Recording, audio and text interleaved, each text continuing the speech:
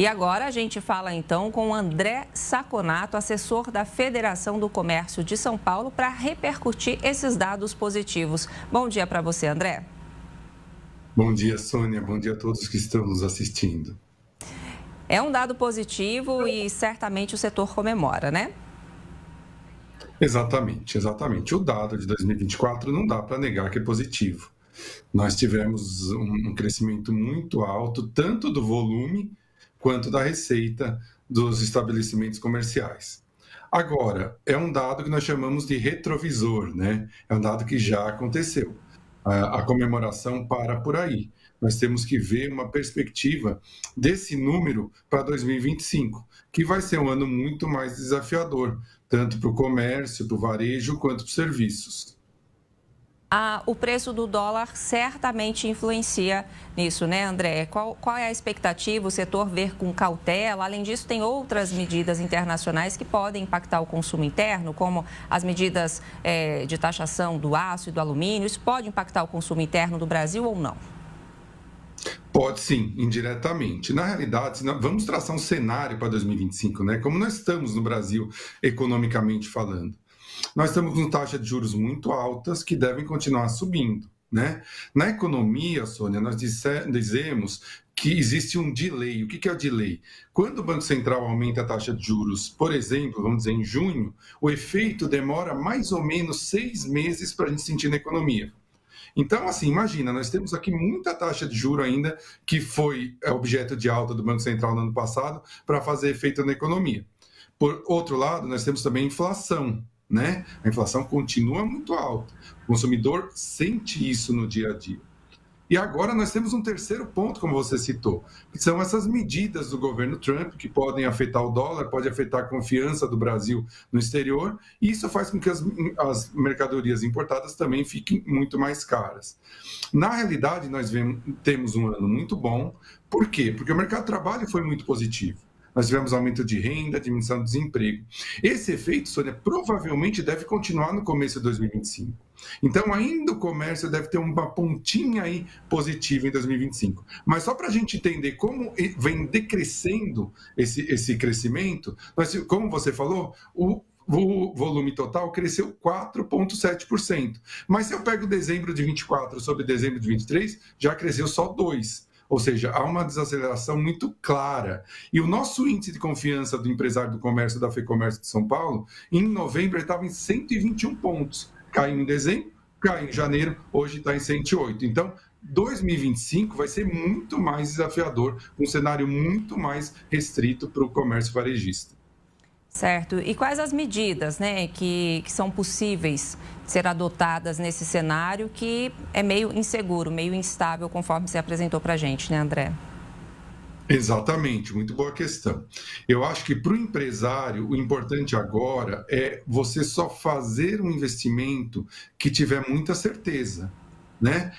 Segurar um pouco, ter um pouco de cautela. Por quê? Com a taxa de juros Selic tão alta, a taxa de juros que o empresário vai pegar no banco é muito mais alta ainda. Então, se ele quiser investir a partir de um empréstimo, ele tem que ter muita certeza do retorno.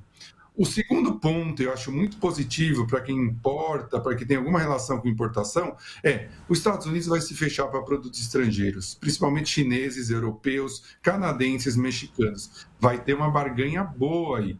Vai ter muito produtor internacional vendendo muito barato, porque ele não tem mais o mercado americano, principalmente no curto prazo. Então, é procurar, olhar, ver por onde que pode se aproveitar dessa conjuntura internacional mais restrita. E um terceiro ponto é procurar entidades que forneçam dados econômicos, forneçam conselhos, porque o empresário não tem tempo de ficar olhando a economia toda hora. Então, nós temos lá na FEComércio, gratuitamente, várias informações, o Sebrae também tem, o Sebrae Nacional, buscar informação técnica, que o empresário às vezes não está tão acostumado, principalmente o pequeno empresário, mas ela é barata e ela está disponível. informação. Certamente isso pode nortear aí o futuro da empresa de uma forma positiva e aproveitando as oportunidades. Achei bem interessante isso que você falou, principalmente para quem tem essa ponte, né, com o comércio exterior, de aproveitar. É um momento que às vezes fecha uma porta de um lado, mas abre de outro, né? Achei interessante você reforçar esse ponto, André. Agora, do ponto de vista de políticas de incentivo para o setor, né? A FEComércio tem alguma demanda específica por agora, pleiteando isso junto aos governos da esfera estadual ou federal? Olha, nós temos uma frente na FEComércio que chama Frente Empresarial de Modernização do Estado. Nós temos demandas, Sônia, mais gerais, que podem até ser demandas de outras federações. Porque qual é o grande problema hoje do empresário, principalmente do setor de varejo? Ele não consegue focar na atividade principal. Os impostos são muito altos, os impostos são muito complicados, ele não consegue fiscalização, às vezes nem muito honesta, digamos assim. Então, nós temos um trabalho muito grande em reformar o Estado, em ajudar o governo, ajudar as entidades, tanto municipais, estaduais como federais, fazer uma reforma de Estado, uma reforma administrativa, uma melhoria na educação, principalmente educação técnica, primeira infância, para que a gente possa, junto com o governo, levar alternativas viáveis e trabalhe junto, porque o objetivo é só um, é o bem do empresário, e a FEComércio tem essa linha sempre como principal objetivo. Certo. Agora, falando mais do consumidor, como você avalia o nível de confiança do consumidor nesse momento, André? O consumidor, ele está num ponto que nós chamamos de inflexão. O que significa um ponto de inflexão? Ele vinha numa situação muito positiva.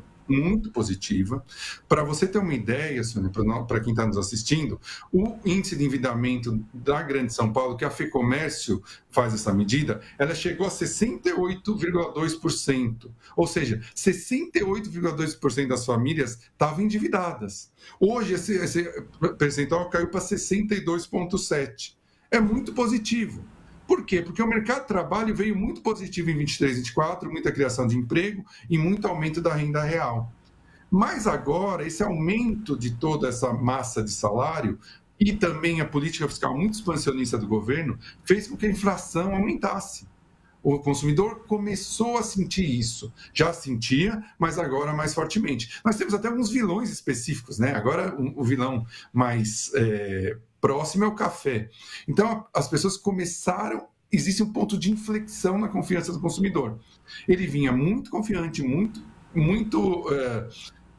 feliz com a ideia de que ele podia consumir mais, mas ele começa a sentir o efeito do exagero nas políticas de expansão de crédito e expansão da renda, sem que a gente tenha, em contrapartida, reformas estruturais que possam aguentar esse aumento, investimento, sem que haja inflação. Então, nós estamos, infelizmente, no ponto de inflexão. Até por isso, 2025 vai ser um ano muito mais desafiador para o empresário do comércio e do varejo. Certo, você falou a médio prazo, a longo prazo e a curto prazo, né? Como é que o empresário, o varejista, ele pode se conectar, tentar amenizar essa situação, né? Talvez uma ponte maior com o e-commerce. Quais são as orientações da FEComércio para a gente fechar a nossa entrevista, André? Sem dúvida, você já citou um, Sônia, muito bem citado, quer dizer, cada vez mais se abrir para o e-commerce, que é um tipo de comércio que ainda é pequeno no Brasil, né? Mas cresce com muita força. Um outro ponto que eu sempre cito nas entrevistas, e acho legal a gente ter essa ideia, é o seguinte: mesmo que você seja um pequeno empresário, que você tenha um pequeno bar numa esquina de uma rua, tente se diferenciar, tente fazer algo diferente. No tratamento com o cliente, agradando ele, fazendo com que ele seja fiel a você, né? A gente tem um cabeleireiro menor, tal, mas não vale para mim isso. Vale sim.